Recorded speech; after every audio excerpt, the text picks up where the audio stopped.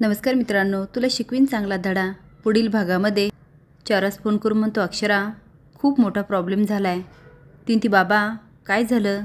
तो अगं ती भुवनेश्वरी ऐकायलाच तयार नाही. आणि अक्षरा आता मी शांत नाही राहू शकत. मी सांगतो ना तिला, ही सोजवळ भाषा कळणारच नाही. तू मला परवानगी दे, माझ्या भाषेत तिला समजावतो. अक्षरा ते बाबा तुम्ही असं काही करणार नाही. तू मला प्रॉमिस दिलं ना? तो हो, मी प्रॉमिस नाही तोडणार. ती बाबा मी आणि अधिपती आज जरी बरोबर नसलो ना तरी मला विश्वास आहे अधिपती माझी नक्की साथ देणार. शाळेमध्ये सगळेच परेशान असतात. मॅडम म्हणतात, सर आता काय करायचं? मी काल रात्री घरी सांगितलं ना, माझ्या सासऱ्यांचा बीपीच वाढला. दुसरे सर म्हणतात, मी अजून माझ्या बायकोला सांगितलं पण नाही. फुलपगारे सर म्हणतात, सध्या तरी घरी कुणी काहीच सांगू नका, मी बोलतो ना अक्षराशी. मॅडम म्हणतात, सर वर्गात मुलं बसली आहे, काय करायचं आता?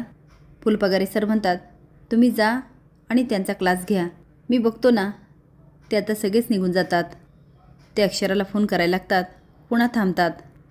तेवढे तिथं अधिपती येतो आणि खांद्यावर हात ठेवत म्हणतो, सर. ते लगेच उठून म्हणतात, अधिपती सर तुम्ही इथे? अधिपती पाणी देत म्हणतो, स्वतःशीच बोलत होते वय. अहो टेन्शन घेऊ नका, टेन्शन घेऊ नका. ते म्हणतात, टेन्शन तर येणारच ना. तो तुम्हाला टेन्शन घेऊन चालणार नाही. आधीच तुमची तब्येत नरम गरम असती या. काय आज बीपीच्या गोळ्या घेतल्या का? फुलपगारे सर म्हणतात, तसं नाही हो, पण टेन्शन तर येणारच ना. भुवनेश्वरी मॅडम शाळा बंद करतायत. अधिपती म्हणतो, ते आलं आहे माझ्या कानावर. ते म्हणतात, हे सगळं माझ्यामुळे होतं आहे. तो अहो तुमच्यामुळे कसं? हे बघा तुमच्यामुळे काहीच झालं नाही, तुम्ही स्वतःला जबाबदार नका मानू. ते म्हणतात, अहो सगळा शाळेचा कारभार मी बजेटमध्ये नाही ठेवू शकलो, मी सारखा फंड मागत राहिलो, त्यामुळे आजचा दिवस दिसतोय. अधिपती म्हणतो, ठीक आहे ना, फंड मागत होता, तुम्ही काय उगाचच मागत होता का? त्याची गरज होती म्हणताना मागत होता तुम्ही. फुलपगारे सर खूप पश्चाताप करतात. अधिपती म्हणतो, अहो तुम्ही स्वतःला दोष नका लावून घेऊ. अहो तुम्ही आहेत म्हणून ही शाळा चालू आहे. मला माहिती आहे ना तुम्ही किती क्लिअर आहे. जसं एखादी गृहिणी तिचा संसार नेटाने आणि जबाबदारीने पार पाडते, तेवढ्या आत्मीयतेने तुम्ही पहिल्या दिवसापासून शाळा सांभाळली. आणि पैसे मागितले ते काय स्वतः उडवण्यासाठी मागितले का? शाळेच्या कामासाठीच मागितले. तुम्ही लोड नका घेऊ, आपण यामधून मार्ग काढूया. फुलपगारे सर म्हणतात, मार्ग काढायचा म्हणजे काय करायचं? तो अहो मी बघतो, तुम्ही अजिबात काळजी करू नका. हे बघा तुम्हाला आठवतं, तुम्ही आणि बाकीचे शिक्षक माझ्याकडे शाळेच्या इमारतीचं मॉडेल घेऊन आले होते, तेव्हा मी तुम्हाला काय म्हणालो होतो? शब्द दिला होते की नाही, शाळा बंद पडू देणार नाही. आता फुलपगारे सरांना आठवतं, तो बोललेला असतो, आम्ही शब्द देतो, आम्ही शाळा बंद पडू देणार नाही. ते म्हणतात, अहो पण. अधिपती म्हणतो, आता बास, मी माझा शब्द पाळत असतो. त्यानंतर नोटीस, तो नोटीस बिटीस सगळं रद्द होणार. ऐका, आता मी जे काय म्हणतो ना ते ऐका आणि ते करा. अक्षरा शाळेत पाऊल टाकते तेव्हा एक मॅडम फोनवर बोलत असतात, आई तुम्ही ऐका, ऑपरेशन पुढे ढकलायची काहीच गरज नाही. हे बघा हवं तर आपण सोनं मोडू, पण तुमचं ऑपरेशन करू. त्यांचं बोलून झाल्यावर त्या मागे बघतात आणि म्हणतात, अक्षरा मी केव्हापासून तुझी वाट बघते. अगं कसं होणार गं आपलं? आपली शाळा बंद होते. अक्षरा म्हणते, मी सांगते ना तुम्हाला, तुम्ही टेन्शन घेऊ नका, शाळा नाही बंद होणार. इकडे भुवनेश्वरी पोहोचते. बिल्डर म्हणतात, नमस्कार मॅडम, तुम्ही म्हणालात आणि लगेच आल्या. भुवनेश्वरी म्हणते, आमचं काम लई फास्ट असतंय. ते म्हणतात, थँक्यू मॅडम. भुई म्हणते, तुम्हाला प्रॉपर्टी बघायची ना, जावा. ते म्हणतात, मॅडम तुम्ही येताय ना आमच्याबरोबर?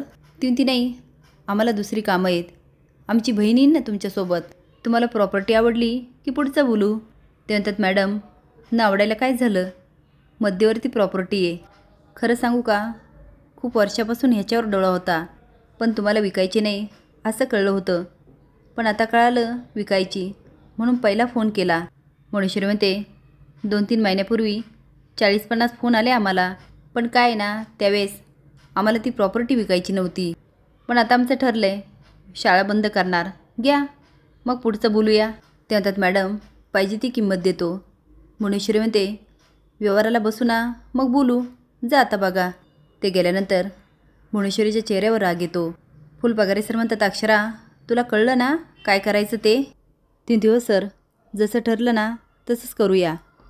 दुर्गी गाडीमध्ये बसून बिल्डरसोबत मोठ्या मोठ्या बाता मारत असते. ओंक्या म्हणतो, भावा काय झालं? अधिपती म्हणतो, ओंक्या शाळेत गेलो होतो, लय टेन्शनमध्ये सगळे, पण मास्तरीबाई नाही भेटल्या रे. तू एक काम कर, शाळेत जा आणि त्यांना सांग, म्हणावं तुम्ही अजिबात टेन्शन घेऊ नका, मी शाळा काय बंद होऊ देत नाही. जा जा जा, मला कळवत राहा.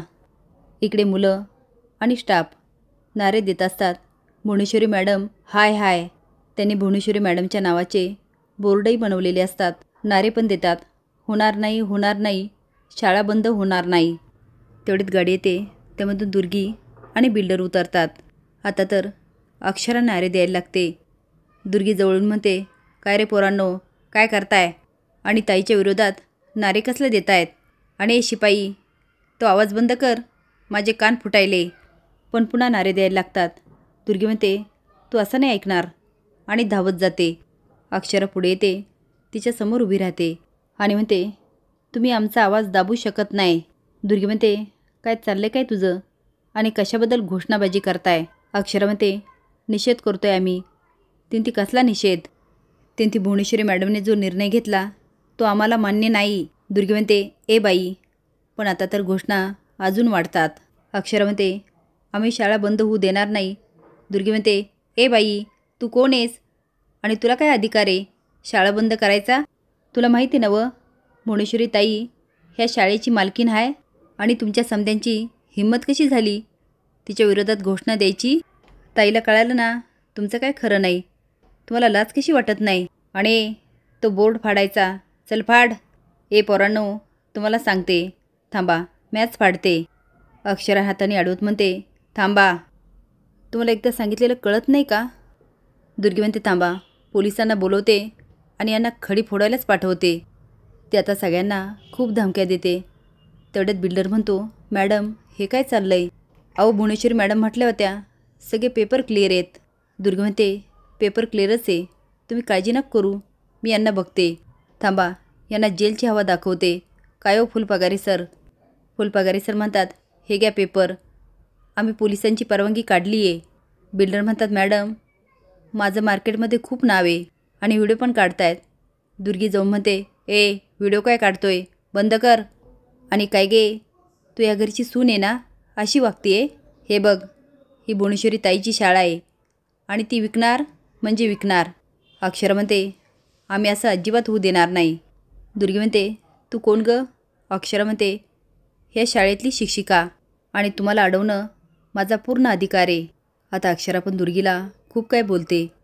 अधिपती फोन करून म्हणतो, ए ओंक्या, अजून काही बातमी कशी दिली नाही, आणि तू मास्तरीबाईला सांगा अजिबात काळजी करू नका, शाळा बंद होणार नाही. ओंक्या म्हणतो, भावा लय गर्दी जमली आहे. अधिपती म्हणतो, चालू दे, जे करतायत ना ते बरोबर आहे.